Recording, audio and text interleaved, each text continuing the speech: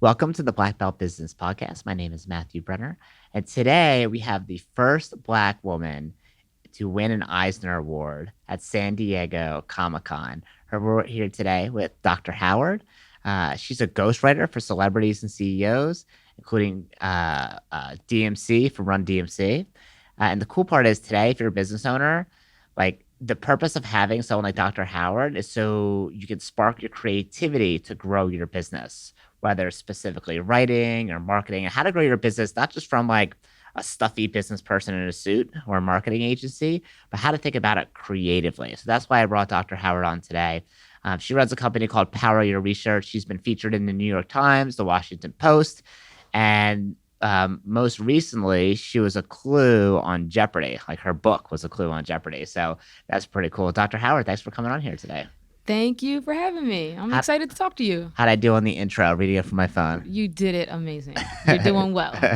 Cool. So tell us a little bit about like your background. Like you're a writer. Have you always been a writer? Has it always been your income from writing? So I've been a writer since I was little. Like that's my preferred method of communication. So it's natural to me, but I didn't turn it into a business until like 5 years ago. And I had to learn how to be an entrepreneur. And instead, I used to write and just put things out there and spend money out of my own pocket to put my work out there. But I had to learn how to bring money into the business so that I can reinvest it into, doing the work I love to do without it coming out of my pocket. So you were just writing for fun before, essentially. I was writing for fun, but I started out writing, like my first publications were academic publications because I'm a professor. So I had to do the whole publishing thing and that kind of thing. But I got tired of my work being stuck behind an academic paywall, like only for other academics. I always wanted to impact and reach people outside of academia. And so there I was kind of like using my own money to like write documentaries and do different things. And then I started to write more creatively, which is kind of the process of me turning it into a business. It was like a slow process. So when you write, do you enjoy it or does it feel like work?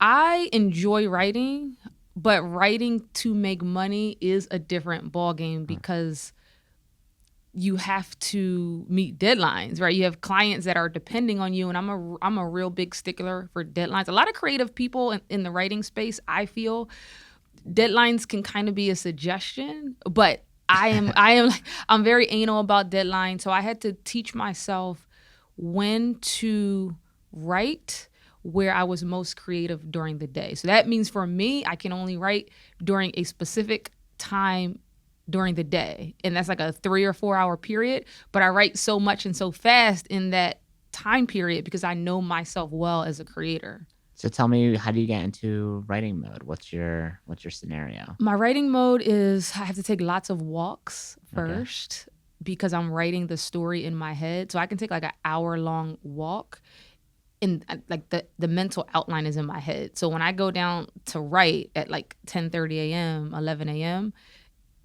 it really is easy because I've already written it in my head. And that's important for my practice. So I write fiction, nonfiction. I ghostwrite for celebrities and CEOs. In terms of like just giving myself the space to walk and write in my head before I sit down, that is across the board. Whether I'm writing fiction, nonfiction, comic books for Marvel and DC, I need that time to do it in my head first. So I don't believe in like writer's block and all that. I don't get all of that stuff that other people kind of suffer from because I figured out my personal process. Okay, so you go for a long walk for an hour. Yeah. Then are you eating, drinking? Sometimes I might listen to podcasts. I'm like a self-help junkie. Sometimes I'm just walking with nothing. That's the most creative time for me is when I'm walking without listening to anything because all you have is your thoughts. And so just focusing it on whatever project I'm writing on is most creative for me. Yeah, I think that's so hard because we always want to like bombard ourselves with audio. And I noticed that for myself personally, where like I'll do anything. I'm like peeing and I'm like, I gotta listen to something while I'm peeing or look at my phone. Why? Like, why do I need to do that? But like one of the ways I've started to kind of take away technology in my personal life is like small steps. So first is I don't want to have anything on when I'm taking a shower. Like my shower is like, I don't know how long that is, 10 minutes maybe, including drying off. Like I'm a guy, so I'm like, really quickly. I use very minimal soap so it doesn't take long. And that time is usually when I just come up with interesting ideas or think about issues I'm having. But otherwise, we're just filling all this space and never have a time to think for ourselves. We're just thinking about other people's ideas all day and just being bombarded. So you go for a walk, maybe you listen to a podcast, maybe you have quiet time. And then after that, you just sit down and start writing.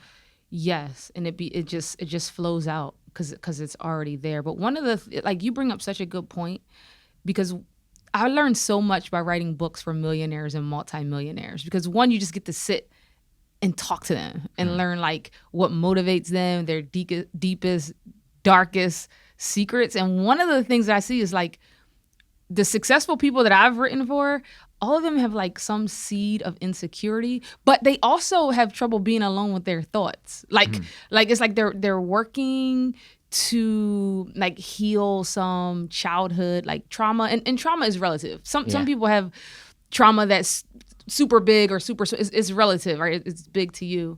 And I still think just being alone with your thoughts is hard for most people, even a lot of successful people. But for me, it's super important.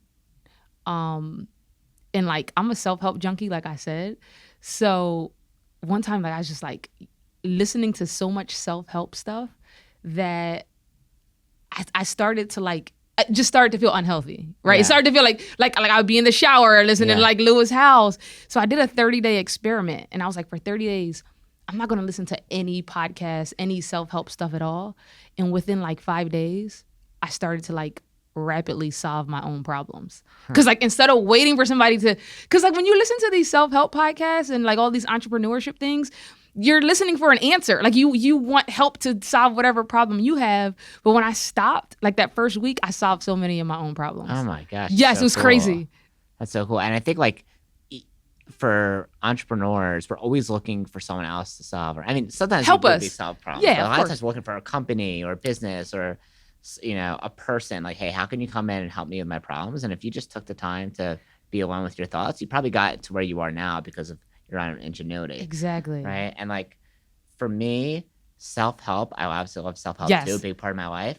But sometimes I don't want to hear about how I'm doing 45 things wrong and how I communicate poorly and everything I do in my life is doing it the wrong way. I'm like, it gets draining. So I try to like mix in other things like either nonfiction, just cool historical stories, or a fiction book. Because otherwise it's like overwhelming. I think it's overrated too. Like, self-help is good, but a lot of times people, like you said, become self-help junkies. And they just hear all these different strategies and hacks and things to get there faster, but they never even do the work, right? They just want to hear how they can game the system. And it's like, dude, why don't you just do the work, right? Or take time to sit by yourself and get the work that needs to be done, and then you'll be way ahead. You don't need someone else to tell you that, right? It's super true. Like my writing career, like I've just like these last several years, I've just made more money as a writer than I've made like my entire life combined. Like it's just been going so well. And because I had to learn entrepreneurship. Having a PhD, in my opinion, most of what I learned in academia is completely opposite to what you need to know as an entrepreneur. Like in school, if somebody writes your paper, you could get kicked out. That's cheating. But in entrepreneurship, outsourcing is a good thing. Like that's called outsourcing, dude.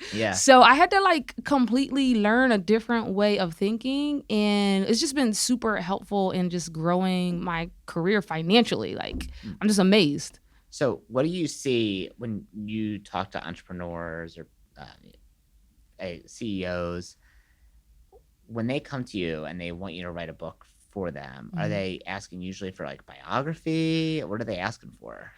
So a lot of like super successful people, at least the ones I write for, they want to write a book to help people.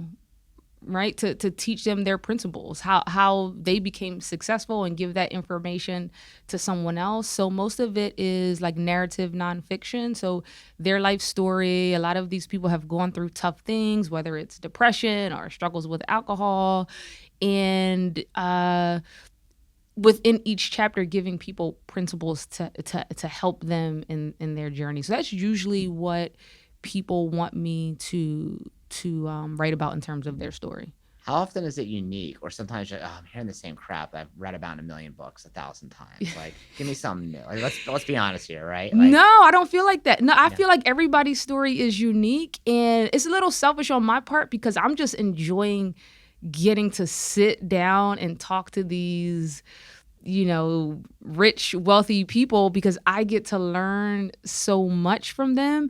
And truly, like, everybody's story is truly, truly different and unique, in my opinion. I know, like, I what feel about like the principles they share? Are they usually pretty much the same? I think the principles are no, because like I write for like Black female CEOs, older white men, like DMC from Run DMC. Like, I think the principles might be the same, but the way they are expressed are different because they all have such different backgrounds. So it's like a little twist to it. Because listen, like, we can learn from people that we look up to. Like, I am like obsessed with Alex Hormozy. I know you know this, but their roadmap is not going to be identical to ours. We got to find our own unique strategy within what they're teaching us. It's like, you can follow theirs. Like, if I want to be as famous as Toni Morrison, I could follow her same exact steps and not have the level of success she had. I got to find my own strategy within there.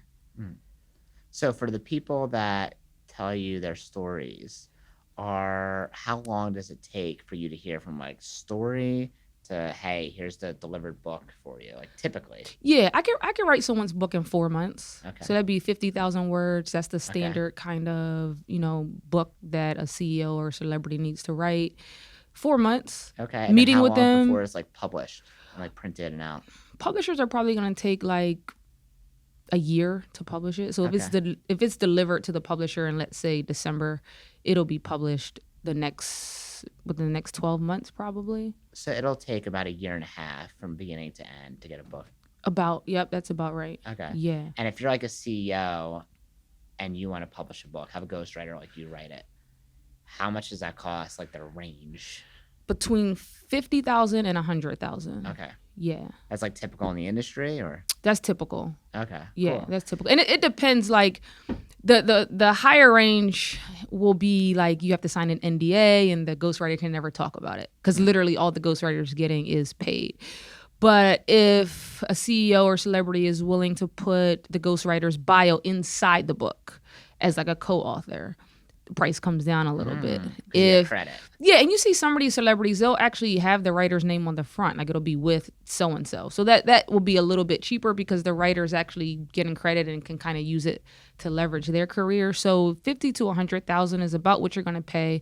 It's going to depend on the experience of the ghostwriter and if there's an NDA or not. So when they come to you and they want to write a book, they're like, okay, pay 50 to 100K. It'll take about 4 months, another maybe year to get it published. Are these people usually expecting like lots of sales from their book? Are they trying to make money from it? Or are they just trying to improve their reputation? Or is it a lead generator for them? Yeah. So for like celebrities and CEOs, it's a little bit easier because they're going to have an easy time getting a publisher and they're going to get an advance from the publisher. So their advance could be anywhere from like 20,000 to like 100,000, depending on their celebrity status. And so, yeah, that's like, yeah. So they'll get money from, and then they'll get royalties off of the book sold. Okay. So once the book is published, celebrities are gonna sell a lot of copies. Just them talking about it on their show. Exactly. Yeah. And so they're gonna get royalties too. Does the ghostwriter ever get royalties, or usually it's like a one-time fee sort of thing? It depends. The ghostwriter can get royalties if that's what they negotiate. I haven't taken anyone's royalties. I just get the flat fee. because like if you look on the internet, there'll be articles out there about how ghostwriting is not scalable. Because like, let's say I can only write 2 books a year for somebody, and let's say I charge 70,000, right? So that's my money for the year. Like you really can't, one person can't really take on more than that. But for me, it is scalable because I still have my full-time job as a professor, and it doesn't take that much time away from my businesses. So I can do both. So the money that I get from writing, I can reinvest it into property, back into the business and other things so that I can grow the money.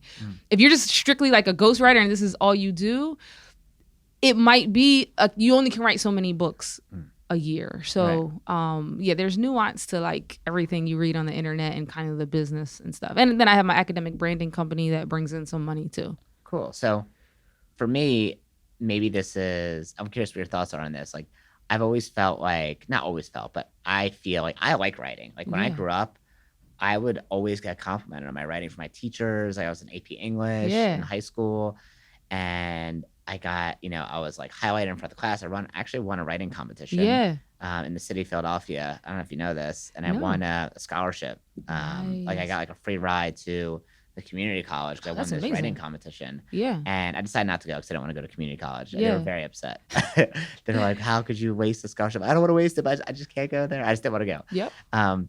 And I don't know if it's just me who thinks this way or other people, but like, what do you feel about someone who says, oh, getting someone else to write your book is like cheating, right? Like you should write your own book. Or, how do you feel about that? Again, it's about like, because you can be a ghostwriter for different types of people. And the reason why I write for a specific market is because a celebrity, for the most part, doesn't care about that. Like if you're the news anchor of a show, you don't want a writing career. So you want to keep doing your job and somebody else can write it, because why would you spend your time writing a book, right? So the people that I write for generally, which is why they're typically okay with like putting my name in the book, like my bio in the book, they don't care about that. They don't care. No. How do you feel about that personally? Like, would you ever hire a ghostwriter to write your book? Yeah.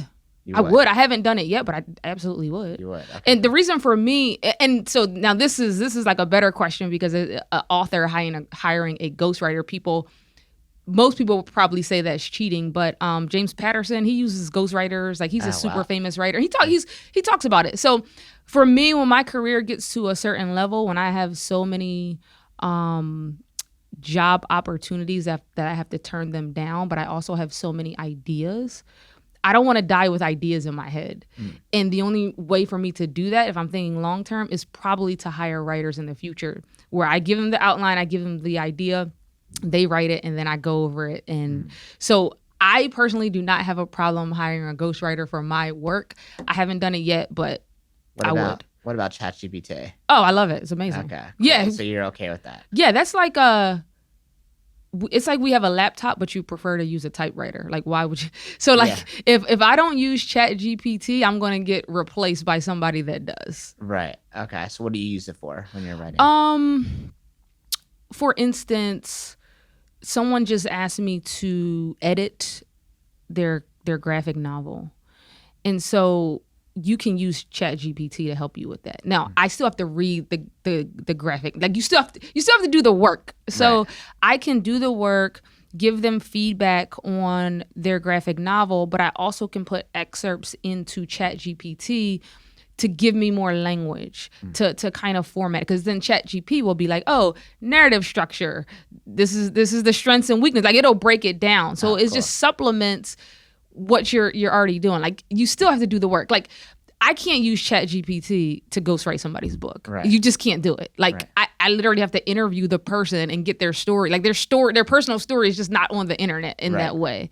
But yeah, writers absolutely should use ChatGPT to help with their writing. So what about ChatGPT drawing from your work to give other people answers? Are you like okay with that? Like I just don't know in the creative space how creative people feel about it. Yeah, I'm fine with that. You're fine with that? Yeah. Okay, cool. Yeah. And then let's say you're going to sit down, you want to be creative, and obviously you're a writer, but as an entrepreneur, how can creativity help me grow my business?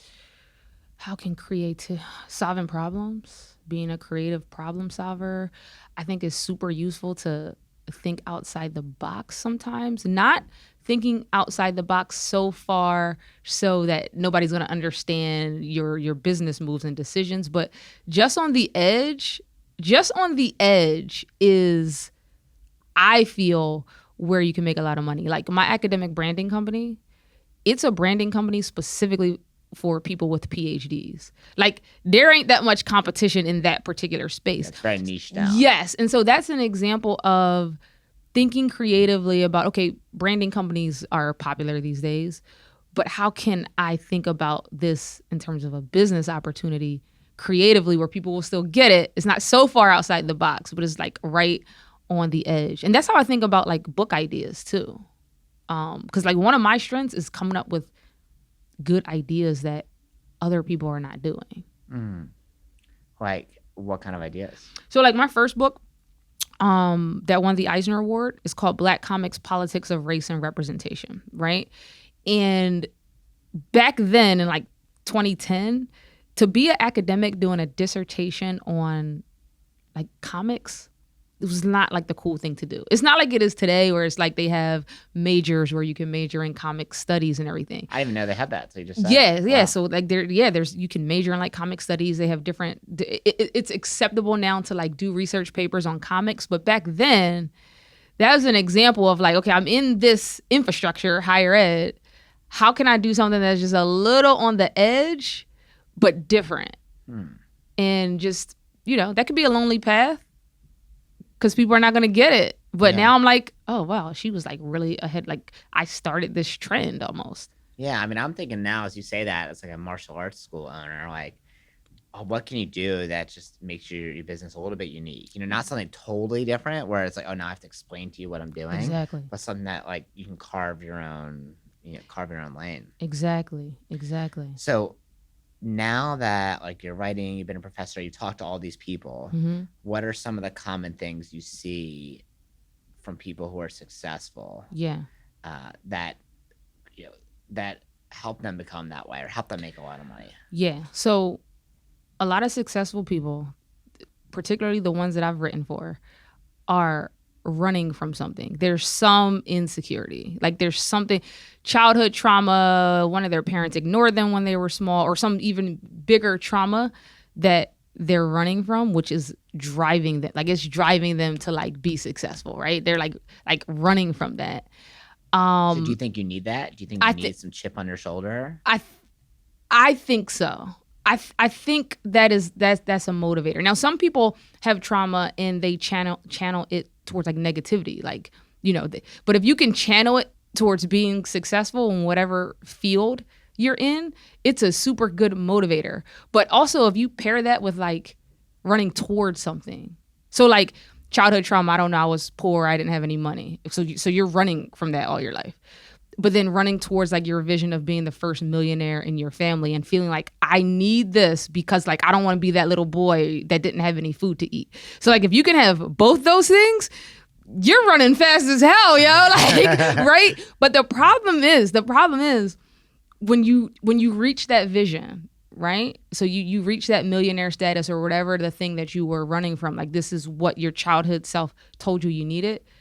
You got to let that insecurity, like you got to heal that insecurity. Otherwise, and I see this a lot with successful people, they feel empty. There's because they didn't actually heal. You got to heal. Something else when you reach the promised land has to motivate you to the next thing. Otherwise, you'll feel empty. Like it won't feel good.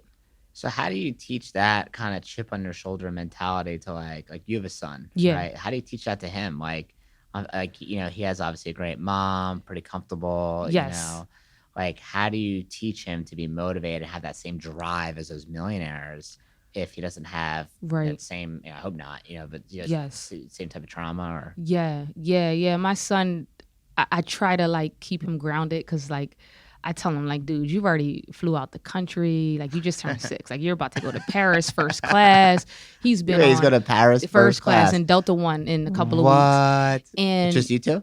And my mom. Oh, you guys are all going first class. Yeah. So that was, yeah. Ghostwriter money coming in. Oh yeah, Ghostwriter money is good. I can't lie. That's amazing. He went to Disney World when he was 4, and then he went to SeaWorld when he was 5. So like and he goes to a really good school. Like they have these Quaker values. So I try to keep him grounded by putting him in different situations. Like for summer camp, he went to the regular like Philadelphia Parks and Rec camp with the neighborhood kids because we live in Southwest Philly. Different clientele than the private school he goes to. But I think as he gets like my son has had a lot of adversity though. Like he's had a lot of adversity.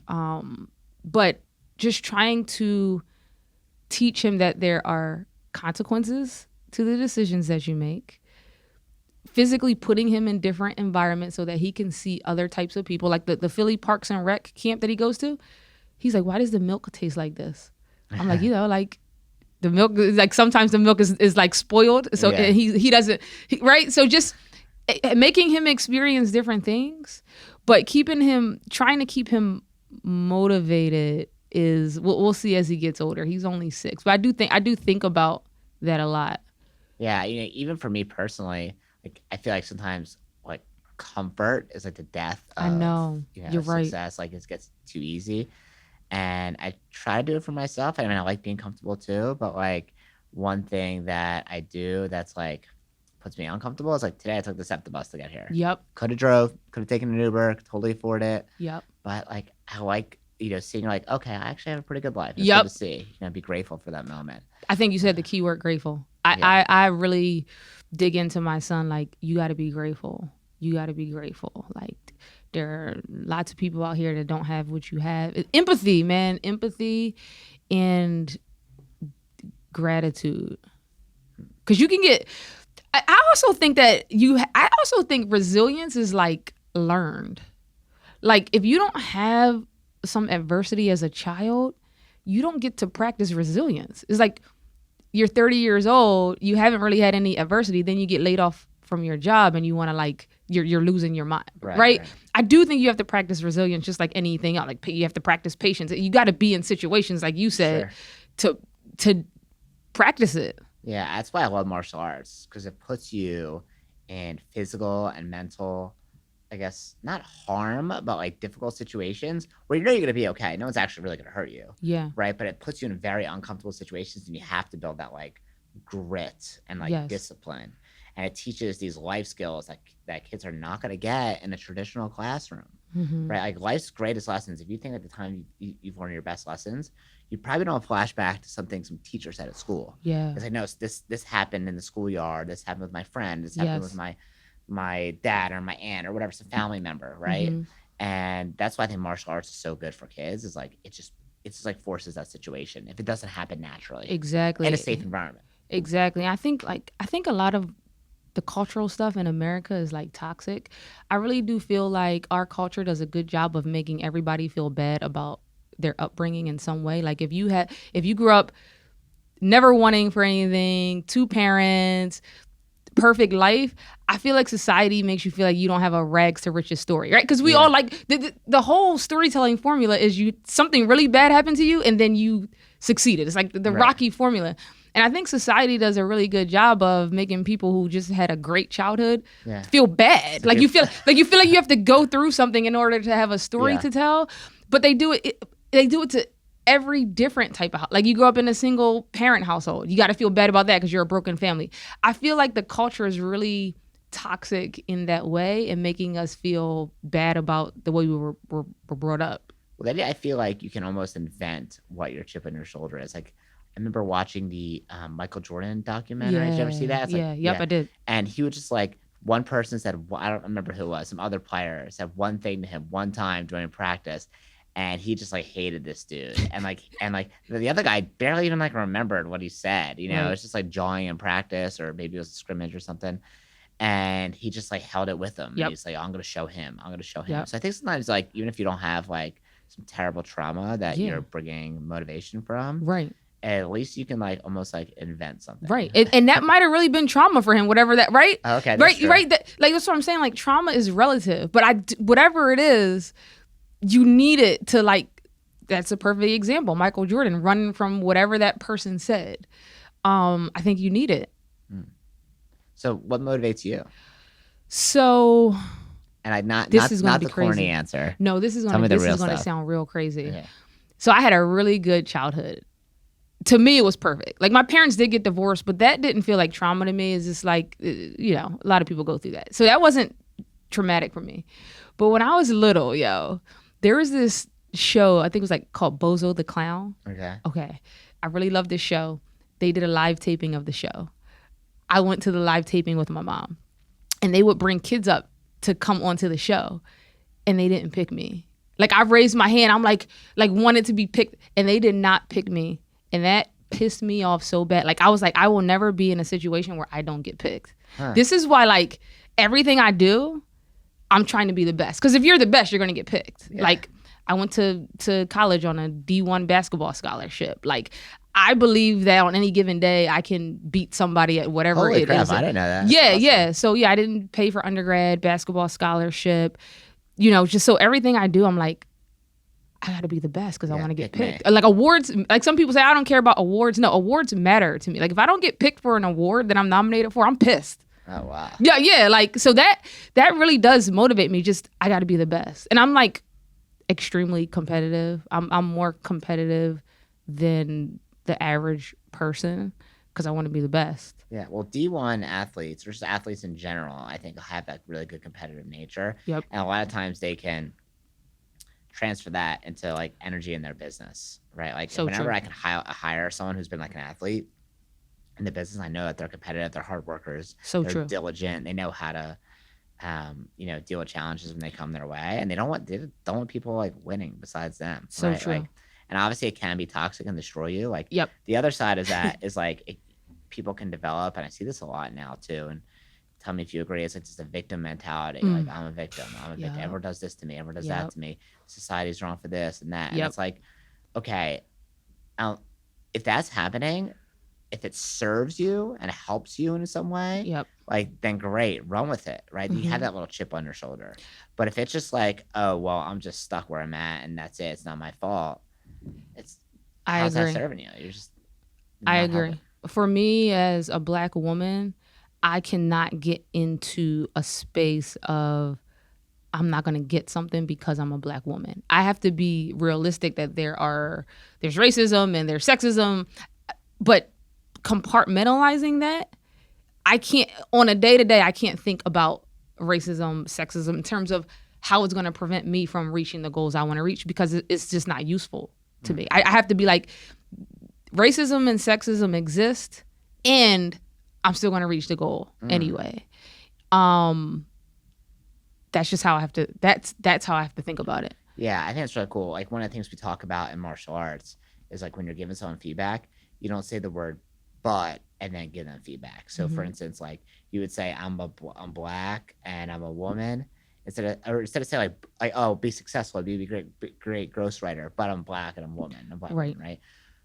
You would say, I'm going to be a successful ghostwriter and I'm a Black woman. Exactly. Right? Not the Black. Like, hey, that movie you just practiced was good, but it could be stronger. You'd say, hey, that movie is really good and it could be stronger. Because whenever you say but, it'll kind of like, people just ignore the rest of the thing you said because they're expecting that negativity to come out next. And they kind of brace themselves for it. Exactly. And that's why, like, I can ghostwrite books for a white older man and I can ghostwrite books for, legendary hip hop artists. And, I didn't have their experience, but I can still put myself in their shoes because I'm like, being a Black woman, I'm not going to let that prevent me from anything, right? I'm just I got to know it exists and keep striving. So moving forward from where you're at right now. Yeah. If someone, actually, I'm going to go back for a second because I meant to ask this earlier. I actually had a ghostwriting experience with an author. Tell me about it. Myself and my brother and a couple other people were going to co-write a book and had an author help us, a ghostwriter. And it was a terrible experience. Yeah. This is so good. So, she sat with us. We did interviews. We filled out forms for her. I don't know, we gave her maybe 10 or 15 grand deposit, something like that. And then she just like stopped responding and like, oh, I'll get to this soon or maybe later. And it was just like terrible. And she decided, I think she had some kind of crisis and she just decided, forget it. Wow. And she tried to like not give us the deposit back. She said she did all this work. We're like, wait a minute, you didn't there's nothing. You gave us nothing. Yeah. Like, that's your fault. You didn't do the work, didn't follow through. I think eventually we did get our money back. Yeah. So how do you find a good ghostwriter? Ooh, this is so good. The last 2 ghostwriting projects that I got, these clients actually came to me because a previous writer didn't do a good job. And it's one thing to be able to write, but to be a ghostwriter, you need a high level of empathy because you're writing it in someone else's words. Like you're right. It's like being an actor. The really good actors, when you're watching them do someone's biopic, you feel like it's them. Right. You feel like it's the person, not the actor. And that's how ghostwriting is. And you need a high level of empathy. You generally know that the ghostwriter is probably not that good if the price point is too low. If it's under $50,000, it might not be a good. So, yeah, it shouldn't be that cheap, in my opinion. So yeah. Okay, so generally price. What about interviewing them? Like, how would you? Okay, I'm gonna have a phone call with a ghostwriter, and they're like, oh, okay, it's not $50,000, maybe it's $40,000. I'm like, oh, that's a good deal. Maybe they're newer and they're trying to get their name and get some work under their belt. They might be good. Maybe not. Maybe not. Maybe they need that experience. Yep. What would you ask? Like, what do good clients ask you first to vet you? Ask them for references. Okay. Who else have you written for? Okay. Can I get their email address? That's going to be best. Okay. If they don't want to give you references, I would be real hesitant to hire them. Let's say their previous clients were all NDAs, so now they can't give you references, right? Because they can't disclose who they wrote for. You're going to want samples of their writing. It has to be something you can read that they've written. Even if they just have books of their own that they've written, if they have a body of work, that's a good sign. But again, like, just being a good writer is not good enough to be a ghostwriter. You have good empathy. They have to have high levels of empathy. Like, they have to feel what you feel. Is that something? Because I got to put the words in your mouth. Like you can tell me a story about something bad that happens to you, but that's not what I have. That's not what I should be writing in the book. What I should be writing in the book is Matthew's feelings about it, which most people can't articulate all the way. So you have to be that person when you're writing. Right. It's like that quote, no one remembers what you said, but they remember how you made them feel. Exactly. Yeah. Okay. Exactly. Really cool. So is this empathy that you developed over time, or have you always been kind of empathetic? Yeah. So I've always had like extreme levels of empathy to the point where, like, if I'm like in a car with somebody and they say they're getting car sick, I'll feel their car sickness. Like, oh my God. Yeah. And intense. For a long time, I thought it was nauseous right now. You feeling nauseous? Well, now I have boundaries around it. I had to learn it, right? So for a long time, I thought it was a curse. Like, I thought it was like, I hated it. Like, so the process was, one, I had to erect. Somebody pointed this out to me. They were like, you know, you're an empath, and I was like, what is that? So I started doing some research, and like, it's a real thing. Like, because I thought everybody could experience other people's things. I thought it was normal because it was just normal for me. Yeah. So then I started. I was in an abusive relationship. So I had to like unpack that. And it turns out for me, like, I can really understand somebody else's perspective, which is not a good thing when you're in a relationship with a toxic person, because they can convince you of things that are untrue. So in unpacking that toxic relationship, I was like, oh my gosh, this empathy thing is a curse. So I had to like go through the process of like putting boundaries around my empathy and then using it when I need it, which happens to be my ability to ghostwrite. Very cool. Yeah. I mean, most people do not. Most people don't give a shit about other people. I would say I lead more towards the other side. Not that I don't give a shit. Yeah. I definitely like feel for people, but I definitely don't have that same feeling of like, oh, I feel your pain. Oh yeah, like I was like at my job, like they called us into a room and like they laid a bunch of faculty off. I wasn't one of the people to get laid off. But I'm in tears in the room. Like, because I'm thinking about, oh my God, like, these people have kids, they have family. Like, nobody else, even the people that got laid off weren't crying in that moment, but I was. Like, my colleagues like pat me on the back, like I got laid off. So it's like, yeah. Like, I really, because I just started thinking, it could get out of control. Like, if I hear a story on NPR about somebody that like has like some cancer that they're dying from, I'll start thinking that I have. Like, it's just... So I got to put boundaries around it, but I am grateful that I've learned how to use it for something that is really helping people, which is taking the burden off of these CEOs and celebrities to like get their stories out there. Wow, very cool. So, do you do like therapy to help get over, like you said you were in a abusive relationship? Yeah. Has therapy helped you and Yeah, I had help to you deal with the boundaries of empathy and stuff like that? exactly. Most of the work was on my own, to be honest, but I just never find therapists that like I want to talk to. Okay. But I did go to therapy coming out of that toxic relationship and picked up a couple tools, but a lot of it was just taking long walks by myself and Yeah. reflecting and understanding why I made certain decisions and just talking to people. Like that person that pointed out to me, like, you're an empath. Like I didn't know what that meant. Right. But just being in different situations, learning about Buddhism, practicing like the principles of Buddhism really helped me. Like my TED Talk is all about the principles of Buddhism and how it helped me. Wow. Yeah. Okay, cool. So I actually had this conversation pretty recently with a friend about like the need for therapy.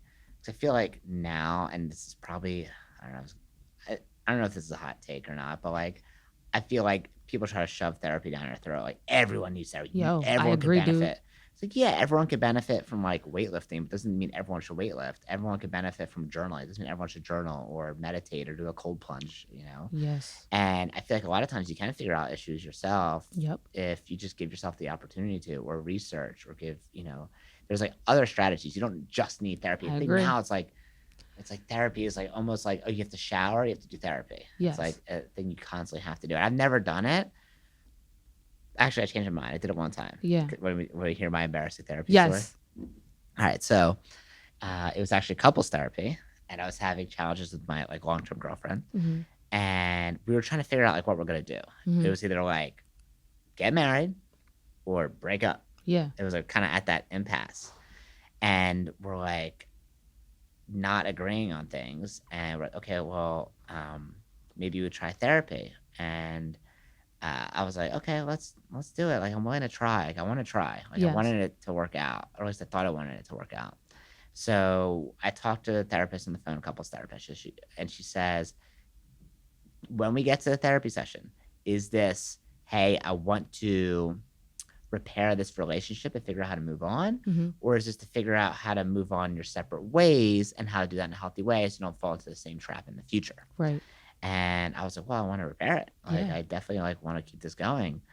And then I in between we had like maybe a week and a half or 2 weeks, like I talked to like a friend, and the friend was talking to me about like things I wanted and didn't want, and helped me discover some things that like I would say he helped me unearth some feelings that I had that I didn't realize just from like Mhm. regular conversation, and like some things that blew my mind. Yep. And then we went to this therapist's office, and obviously the therapist costs like, I don't know, like $250 or Right. something. It's not cheap.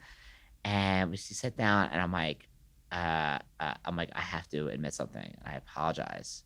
I'm like, when we talked on the phone, this is me, my girlfriend, and the therapist. Yes. And this is like our first session, and it was a very tense part of our relationship. And we didn't have any traumatic things happen between us. Mhm. Luckily, I think we're both very supportive and loving, and like, she's an amazing girl. Yeah. Right. It's just like we didn't have like the same agenda we wanted. Mhm. Right.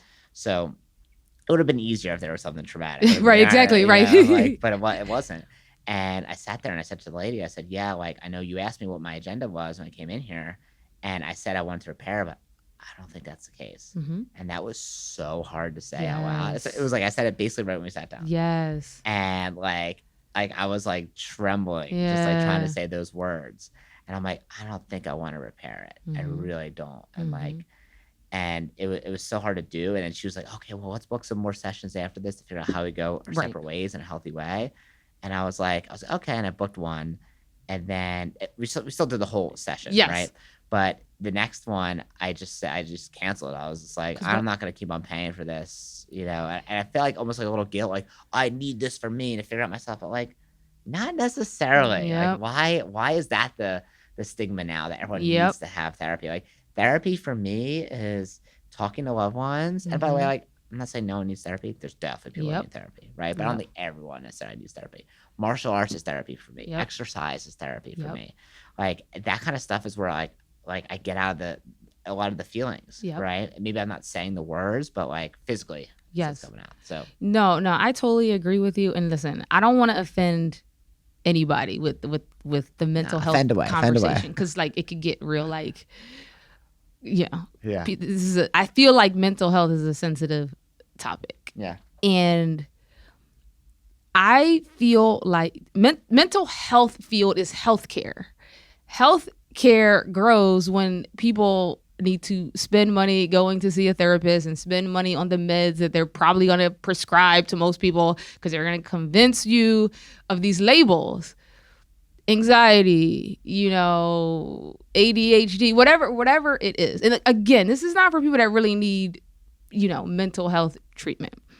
But I feel like the labels can be problematic because they are a part of our normal conversation. Like if you see a 6-year-old who's maybe not sitting still, oh, does your son have ADHD? Yeah, no, exactly. He's 6. Okay. Yeah. But I feel like a lot of people can be convinced that, okay, I have this label. Oh no, I can't sit still because like I have ADHD. When you really don't, you're just a 6-year-old that's just doing what you're supposed to do, which is being all rambunctious and stuff.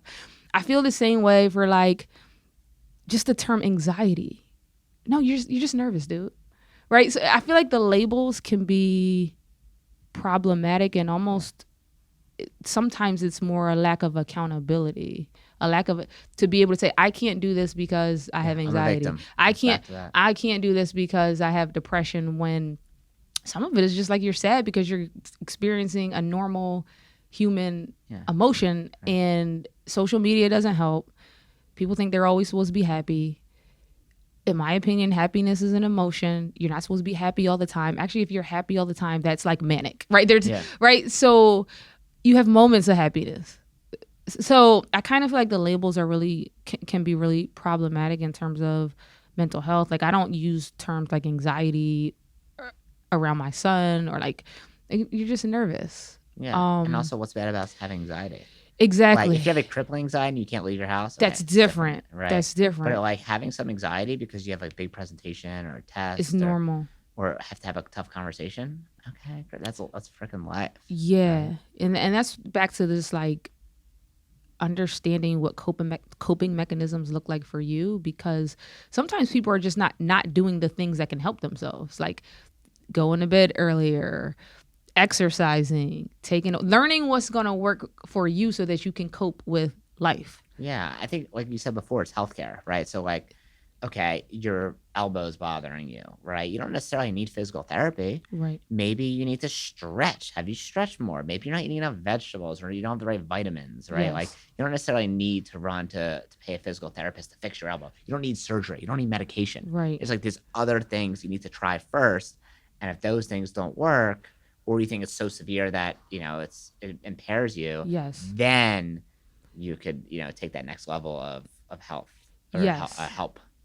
Yeah, and like in like doctors' defense, they know that, I think they know that most people are not gonna. It's harder to do the work involved to help yourself without medication. I'll give you a good example. A year ago, I went to the doctor and my cholesterol was like 270. Like your cholesterol is supposed to be under 200. Mine was 270. Wow. And the doctor's like, oh, like you can just take this pill, statin. Okay. Now, high cholesterol runs in my family. So my dad's been on this pill since his mid-30s. My brother's been on this pill since the mid-30s. So the doctor's like having this conversation with me about getting on this pill. And I'm like, no, just tell me what to eat.